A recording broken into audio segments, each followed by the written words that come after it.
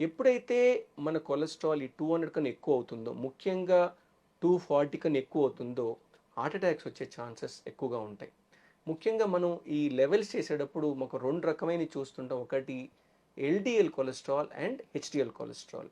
LDL cholesterol అనేది అది bad cholesterol. ఎప్పుడైతే అది 100 కన్నా ఎక్కువగా ఉంటుందో మనకు హార్ట్‌కి మంచిది కాబట్టి దాన్ని తగ్గించుకోవటానికి మనం అన్ని జాగ్రత్తలు మెడిసిన్స్‌తో పాటు ఆహార పదార్థాలు, మోడిఫికేషన్స్, యాక్టివిటీ అవన్నీ చేయాల్సిన అవసరం ఉంటుంది.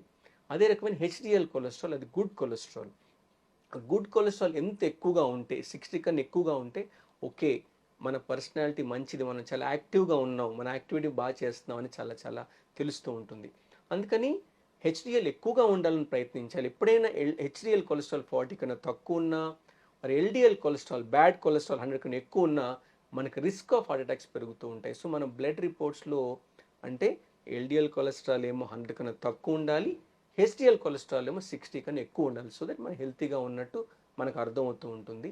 అదేవిధంగా ఎప్పుడైతే మనం బ్లడ్ రిపోర్ట్ చూస్తూ ఉంటామో ట్రైగ్లిజరైడ్స్ కూడా చూస్తూ ఉంటాం. ఎప్పుడైతే ట్రైగ్లిజరైడ్స్ ఎక్కువగా ఉంటాయో వాళ్ళకు కూడా హార్ట్ అటాక్స్ వచ్చే ఛాన్స్ ఎక్కువగా ఉంటుంది.